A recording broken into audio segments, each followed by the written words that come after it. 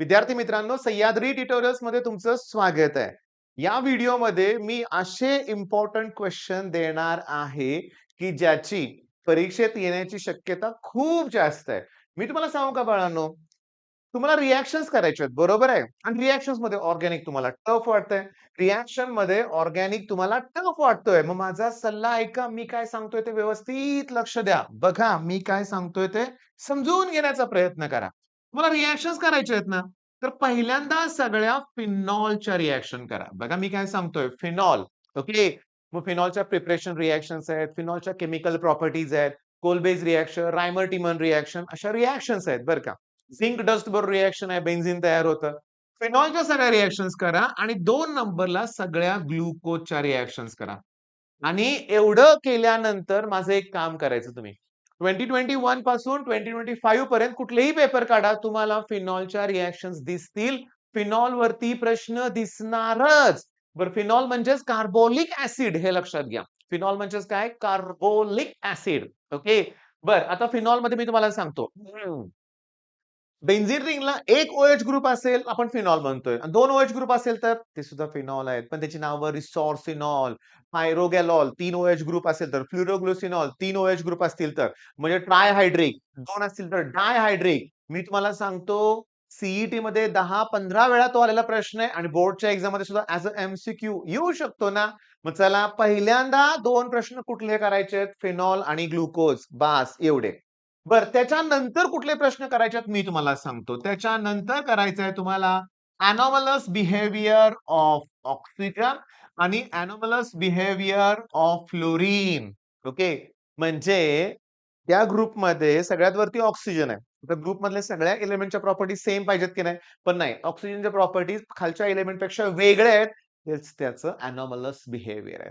मग डिटेल करायचं तुम्हाला, म्हणजे ऑक्सिजन हा पॅरामॅग्नेटिक आहे, बाकीचे पॅरामॅग्नेटिक नाहीयेत. हेच तर एनोमलस बिहेवियर. ऑक्सिजन हा गॅस आहे, बाकीचे गॅस नाहीयेत. हेच तर एनोमलस बिहेवियर. पुन्हा चेक करा. जास्तीत जास्त वेळा हा प्रश्न परीक्षेत आलेला आहे. चला, मी तुम्हाला या व्हिडिओमध्ये 25 ते 30 मार्काचे गॅरंटेड क्वेश्चन देणार आहे.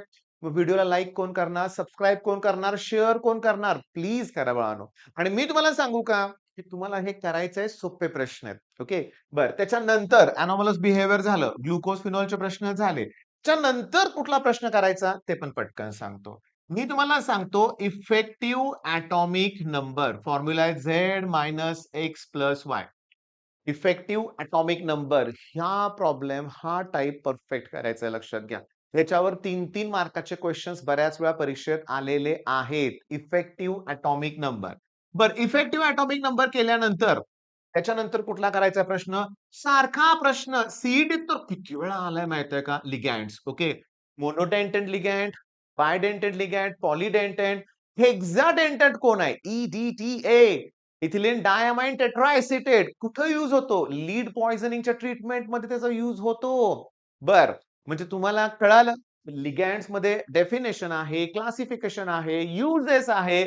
1 मार्काला, 2 मार्काला प्रश्न येऊ शकतो. म्हणजे लिगँड्स करायचंय, इफेक्टिव्ह ॲटॉमिक नंबर करायचा. मी तुम्हाला सांगतो, मॅग्नेटिक मोमेंटचा एक फॉर्म्युला आहे. N इंटू ब्रॅकेट N+2 आणि युनिट आहे त्याचं बोहोर्स मॅग्नेटॉन. फिजिक्स मधलं ओळखीचं वाटतंय ना? मॅग्नेटिक मटेरियल सारख्या टॉपिक मध्ये बोहोर्स मॅग्नेटॉन हे युनिट आहे, बरं का, लक्षात घ्या. बोहोरचं सेकंड पोस्टुलेट यूज करून ते युनिट तयार केलेलं आहे. बरं, जाऊ दे. चला, म्हणजे हे 3 टाइप. ओके. ह्याला वेळ लागणार आहे. त्याच्यानंतर हे 2 क्वेश्चन्स आणि हे क्वेश्चन्स म्हणूया, फिनॉल आणि ग्लुकोज. वेळ लागणार, लक्षात घ्या. वेळ, पण तुम्हाला सांगतो ह्याच्यावर 2-3 मार्क फिक्स आहेत. याच्यावर प्रश्न येण्याचे चान्सेस खूप आहेत. बरं, ह्याच्यात मी अजून एक ऍड करतोय प्रश्न, ते लक्ष द्या. मी तुम्हाला सांगतो, एक तर हा किंवा हा प्रश्न बऱ्याच वेळा येतो परीक्षेत. Trends in periodic properties. Trends in periodic properties म्हणजे काय प्रश्न आहे? डाउन द ग्रुप जाताना साईज काय होते? इन्क्रीज होते. इलेक्ट्रोनिगेटिव्हिटी रिलीज होते. डेन्सिटी इन्क्रीज होते. मेल्टिंग पॉइंट, बॉइलिंग पॉइंट सुद्धा इन्क्रीज होतात ना. मग इन्क्रीज होतं का डिक्रीज होतं? एका वाक्यात सांगायचं आहे. हेच प्रश्न जास्तीत जास्त वेळा रिपीट झालेले आहेत. मग अभ्यास खूप झाला ना. फिनॉल ग्लुकोज YouTubeवर सर्च करा. दोन्ही व्हिडिओ आहेत आपल्या चॅनलवर, लक्षात घ्या. तुमच्या भाषेत, सिंपल भाषेत. बरं, हे एनोमलस बिहेवियर मात्र पुस्तकातलं बघून करायचं आहे आपल्याला.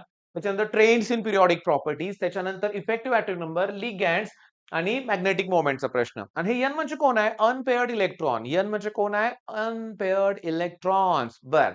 तर याच्यानंतर कुठले प्रश्न द्यायचे तुम्हाला? जे परीक्षेत येण्यासारखे आहेत, की सोपे आहेत. ह्याच्या अगोदरच्या व्हिडिओमध्ये काय-काय कव्हर केलं सांगा बघू? याच्या अगोदरच्या व्हिडिओमध्ये तुम्ही डायग्राम कव्हर केलेत, लॉज, डेफिनेशन वगैरे सगळं इम्पोर्टंट कव्हर केलंय लक्षात घ्या. आता मी तुम्हाला सांगतो. नेहमी काय करायचं माहितीये का? उलटा अभ्यास करायचा. उलटा अभ्यास म्हणजे काय? उलटा अभ्यास म्हणजे काय? सांगू? 2025 च्या क्वेशन पेपर पासून सुरुवात करायची. जुलैच्या. त्या क्वेशन पेपर मधले प्रश्न ॲज इट इज पुढच्या पेपरमध्ये रिपीट होतायत असं बऱ्याच वेळा झालेलं आहे. आता YouTubeवर काही जण व्हिडिओ टाकतील बरं का बाळांनो. पेपर फुटला, पेपर लीक, पेपर यही से आएगा. नाही. गेस करू शकतोय. अभ्यास खूप भरपूर करावा लागणार. चान्सेस खूप आहेत, की तेच प्रश्न येतील म्हणून लक्षात घ्या. आता मी तुम्हाला सांगतो बरं का लक्षात घ्या. बघा इथं मला दिसतायत ते प्रश्न बघा सेक्शन डी.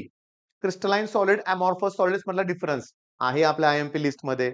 त्याच्यानंतर मी तुम्हाला सांगतो एस-एच ची डायग्राम आहे आपल्या लिस्टमध्ये. मी तुम्हाला सांगतो फुल नेम ऑफ डी-डी-टी. डी-डी-टी. आता मी तुम्हाला सांगतो फिनॉलची रिएक्शन आहे का? आहे फिनॉलची रायमर-टिमन रिएक्शन. म्हणजे आपण देतोय ते प्रश्न आहेत. पण आता मी क्वेशन्स वाढवतोय. बघा interstitial compound. Okay. Interstitial compounds. Okay.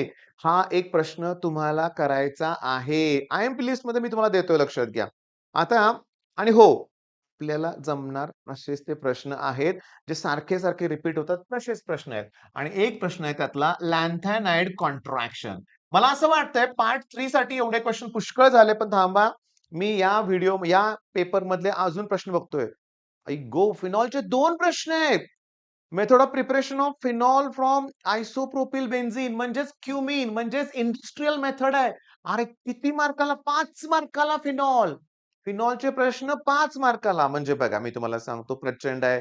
चला आता मला सापडलाय सांगतो प्रश्न. नीट लक्ष द्या. मी तुम्हाला सांगतो जो प्रश्न मला सापडलाय ना तो अतिशय इम्पोर्टंट आहे. 1 मिनिट. एनॉमलस बिहेवियर प्रश्न आहेच. फ्लोरीनचा प्रश्न आलाय. मग आता कुठला येईल? ऑक्सिजनचा येऊ शकतो. बरं एक काम करूया बरं का बाळांनो, मी तुम्हाला सांगतो. म्हणजे तुम्ही स्वतःहून तो पेपर ओपन करणारच आहे. तुमच्या लक्षात येईल, की आपण जे आय-एम-पी क्वेशन्स दिले ते आहेत. मी काय तुम्हाला सांगितलं, की 2025 पासून सुरुवात करायची. जुलैचा पेपर बघितला आपण. आता रेग्युलर पेपर बघूया. गेल्या वर्षी फेब्रुवारी महिन्यात झालेला पेपर बघूया. ऑब्व्हियसली सेक्शन डी पासून सुरुवात करूया. सेक्शन डी पासून. Anomalous behaviour of fluorine. आता ऐका. फेब्रुवारी महिन्यात प्रश्न आला एनॉमलस बिहेवियर ऑफ फ्लोरीन आणि जुलैमध्ये पण आला की नाही? मग मी काय सांगतोय? सलग क्वेश्चन्स रिपीट होतात. याचा अर्थ येईलच. गॅरंटी नाही रे बाळांनो. ती जादू होणार नाही. आपल्याला अभ्यास करायचा आहे. बरं एनॉमलस बिहेवियरचा प्रश्न आहे का? आहे. अजून शोधूया बरं का बाळांनो. बाकी राउल्ड्स लॉ दिला होता का आपण? दिला होता. डेफिनेशन्स दिलेत का? दिलेत लक्षात घ्या. सगळ्या दिलेत आणि ह्यात आणखी एक प्रश्न जरा मी ऍड करतो बरं का. SN1 आणि SN2 डिफरन्स करायचा. करायचाच. SN1 आणि SN2 हा डिफरन्स आपण करायचाच लक्षात घ्या.